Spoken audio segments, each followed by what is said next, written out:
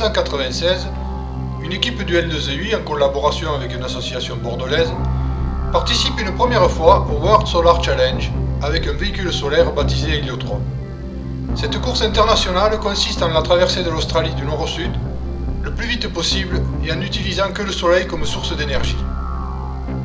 2 ans plus tard, la décision est prise. Un véhicule toulousain original et performant sera construit et participera en 2001 à cette fameuse course de 3000 km. Nous l'appellerons Soleillade, ce qui signifie coup de soleil en occitan. 25 octobre. La remorque contenant Soleillada, ainsi que tout le matériel nécessaire à la logistique, quitte l'N7 pour se rendre à l'aéroport de Lyon, d'où elle décollera le lendemain pour Sydney. Elle sera ensuite acheminée à Darwin par camion. Quant à l'équipe de 14 personnes, partie le 6 novembre de Toulouse, elle arrivera le 8 au matin à Darwin, après un voyage de près de 30 heures. Cette arrivée très matinale nous laisse tout le temps de prendre un premier contact avec l'hygrométrie locale, mais aussi avec la faune et la flore tropicale. Nous sommes installés dans de confortables mobil-homes au Shenny Glen Caravan Park. Ce camping en périphérie de Darwin se situe très près du parc d'exposition où seront installés les véhicules solaires jusqu'au jour du départ. Samedi 10. La remorque arrive enfin.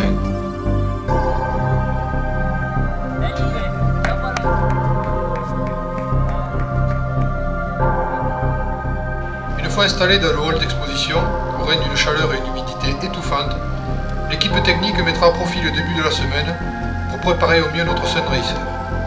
Il reste en effet bon nombre de petites tâches à effectuer et quelques avaries à réparer avant le grand jour.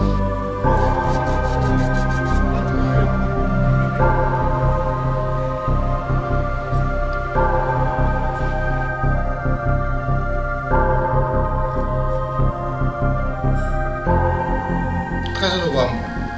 Nous décidons aujourd'hui d'aller faire des essais libres sur un circuit automobile non loin de Darwin. Les pilotes peuvent d'ores et déjà se faire une idée plus précise des conditions de conduite sous ces latitudes.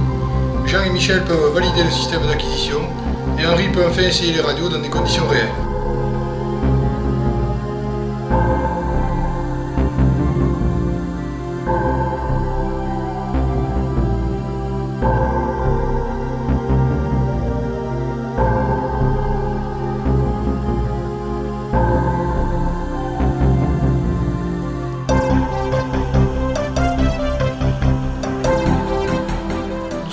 Convoqués au contrôle technique. Les véhicules sont tour à tour pesés, mesurés, inspectés sous tous les angles afin de vérifier qu'ils satisfont aux règlements parfois un peu complexes.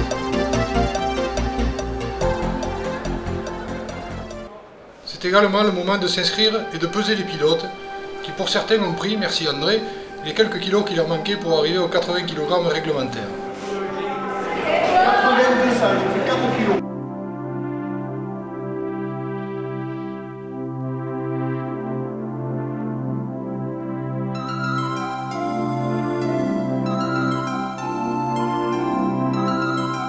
Quant à la coupe, elle est sûrement très belle, mais nous savons sans aucune amertume qu'elle n'est pas pour nous.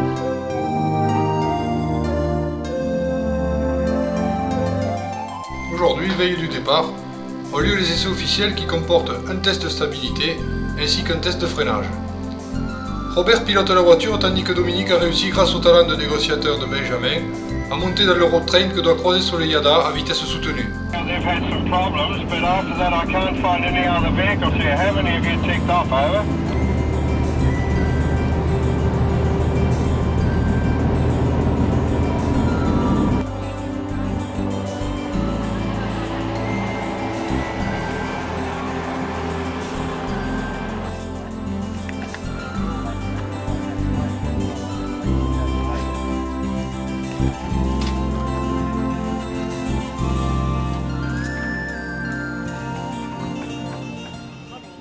Dimanche 18 novembre.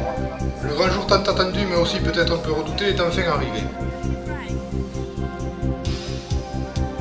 Toute l'équipe, levée depuis 4 h du matin, est quelque peu nerveuse et croise les doigts pour que tout aille bien. Les autres concurrents font de même et vérifient fébrilement leur bolide. Notons tout de même que les 3000 km à parcourir sont l'équivalent en Europe de la distance qui sépare Athènes d'Helsinki. Belle balade.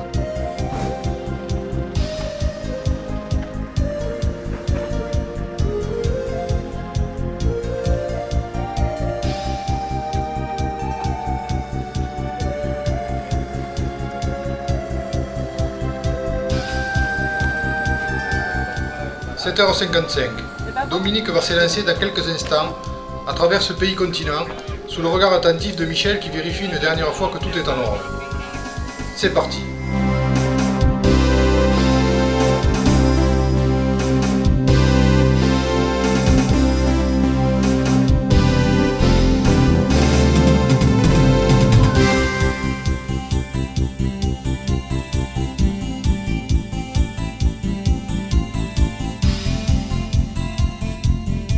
Quelques encablures plus loin, premier arrêt technique non prévu.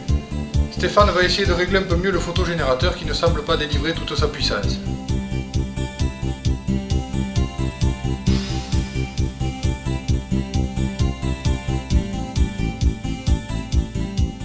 13h47.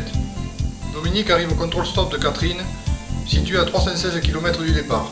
La distance a été parcourue à 60 km/h de moyenne.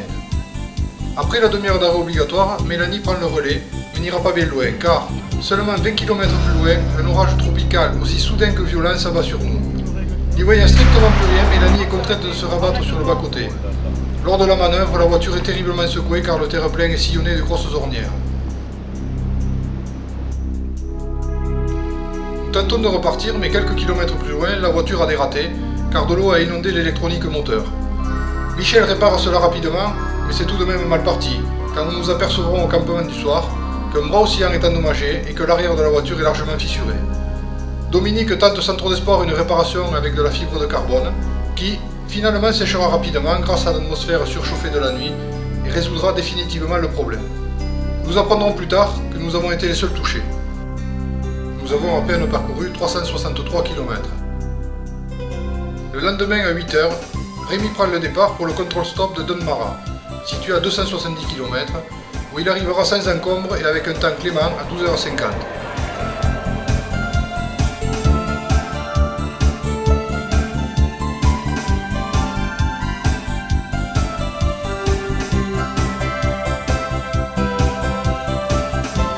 Mélanie prend cette fois le relais en espérant bien n'avoir aucun problème jusqu'à 17 h. Nous aurons finalement parcouru 441 km à 52 de moyenne. Nous établissons notre campement dans un endroit rendu assez inhospitalier par de nombreuses pierres, mais surtout par un énorme varan. Nous affairons comme chaque soir jusqu'à la nuit tombée à la maintenance du véhicule pendant que le camp s'organise. Le moral de l'équipe est au beau fixe et la musique de Christophe y contribue sûrement.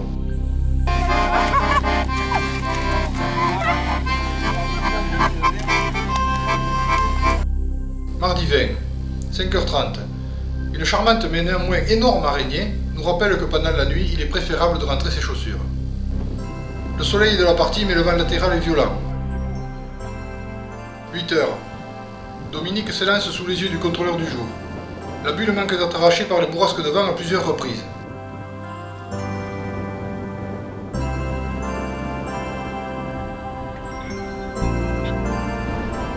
La voiture roule maintenant très bien. Nous aurons même la chance d'apercevoir quelques kangourous. Vers le milieu de la journée, nous arrivons à Tennant Creek, où se trouve le contrôle du jour. Robert prend le guidon et aura le privilège de franchir le cap des 1000 km parcourus.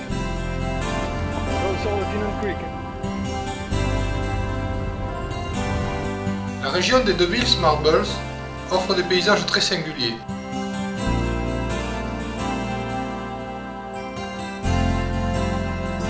Peu après Barrow Creek, nous doublons la voiture électrique du célèbre Hans Solstrup, qui est le fondateur de la course.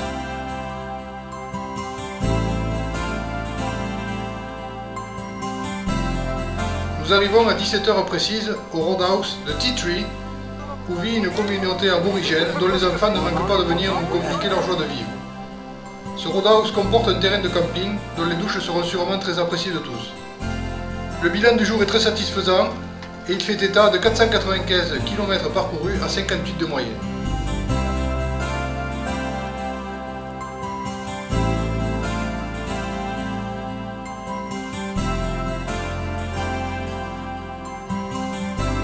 Aujourd'hui, c'est Mélanie qui s'élance la première.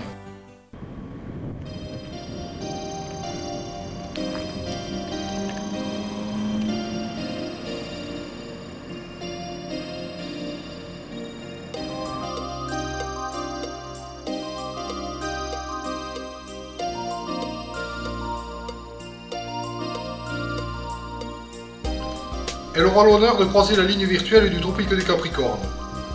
Le soleil aidant, elle établit les records de vitesse à 94 km/h et arrivera à Alice Springs à 11 h où elle passera les commandes à Rémi. Dans l'après-midi, celui-ci sortira violemment de la route après avoir été piqué par un insecte. Il regagnera miraculeusement la chaussée sans dégâts et elle sera quitte pour avoir flanqué une belle frousse à tout le monde. Le beau temps du jour fait établir notre record de distance à 527 km à 63 de moyenne. 1825 km ont été avalés depuis Darwin. Assurément, la chance revient. Comme tous les soirs, changement de pneumatique et recharge des batteries au soleil couchant sont au programme.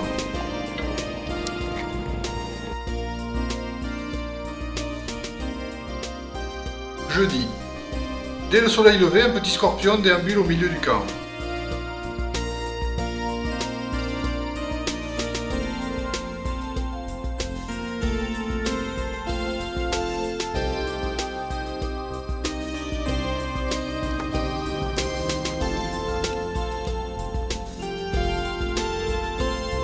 Le début de la matinée offre des conditions météo très favorables et Dominique en profite pour parcourir 72 km en 1 heure.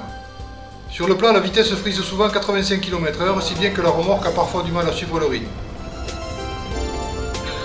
Ah mais c'est les Australiens encore.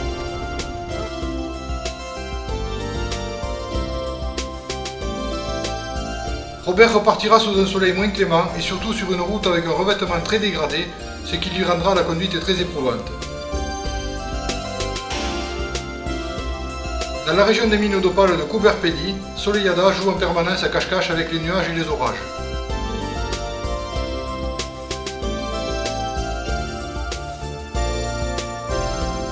Finalement, la chance qui ne nous lâche plus nous permettra d'arriver au sec.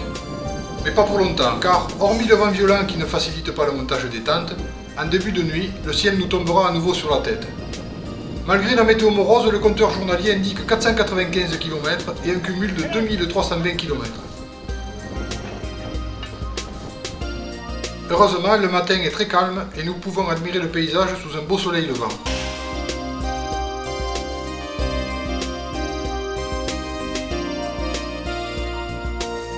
Nous sommes le vendredi 23. Mélanie, très concentrée, va la première dévorer le bitume jusqu'au control stop de Glendenbow, situé à 110 km de là. Ce matin, nous avons rechargé les batteries de 1300 Wh. Peu après Glendenbow, pendant que Rémi pilote, Mélanie donne prudemment la béquille à Sandy, qui conduit le véhicule ouvrant. Il est bien évidemment hors de question de s'arrêter pour pique-niquer. Nous passons maintenant tout près du centre spatial de Woomera. La puissance solaire bat des records avec 1400 watts en pointe. Dans le véhicule stratégique baptisé Command Car, les journées se ressemblent. Stéphane et Henri se partagent les rôles de conducteur et d'opérateur radio. Jean ne lâche pas des yeux son écran de PC où défilent tous les paramètres de la voiture, pendant que Michel fait des calculs et prend de précieuses notes. Rémi, boosté par le soleil et la route à légère déclinaison, frise par instant les 90 km/h. Juste avant le contrôle stop de Port-Augusta, l'équipe éprouve un plaisir non dissimulé lorsque nous apercevons enfin l'océan Indien.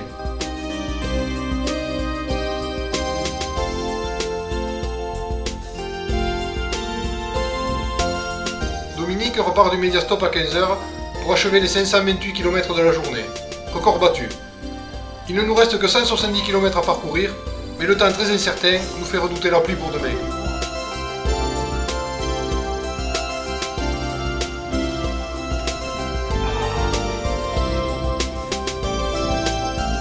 Robert s'élance pour la dernière fois sous le regard de notre charmante observatrice du jour, Lily. C'est parti.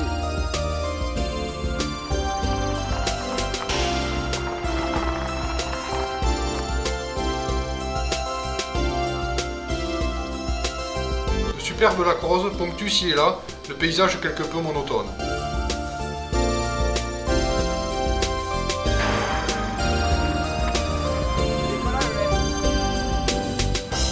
« 20 km avant Adélaïde, Mélanie prend les commandes pour conclure ce périple. La circulation très dense depuis Port-Augustin nous contraint à redoubler de vigilance.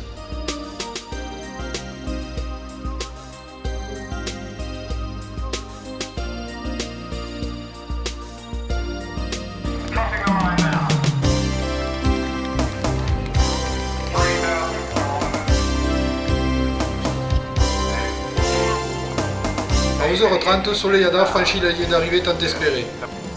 L'équipe est soulagée et il est grand temps de sabrer le champagne australien.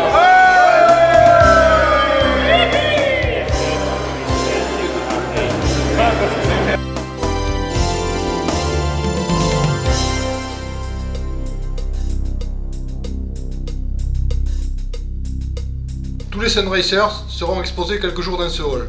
Cette riche idée permettra au public, mais aussi aux membres des autres équipes, de venir admirer en détail ces merveilleuses machines solaires.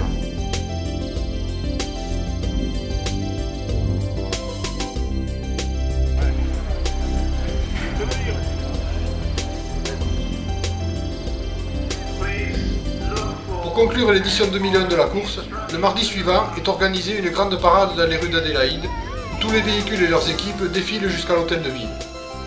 Notre bilan est largement positif, puisque nous aurons finalement parcouru les 3000 km en 6 jours et 3 heures, soit 2 jours de moins qu'en 1987. Notre moyenne officielle est de 56,5 km/h. Celle-ci dépasse les 60 si l'on ne tient compte que du temps de roulage. Sur les 37 concurrents du départ, nous finissons à la 22e place. Notons qu'avec une performance équivalente en 96, nous aurions fini dans les 10 premiers.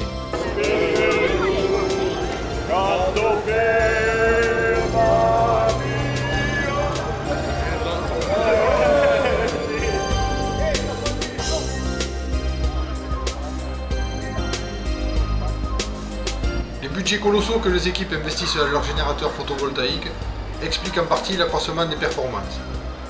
Les vainqueurs hollandais, sponsorisés par l'Agence spatiale européenne, ont dépassé les 90 km/h de moyenne.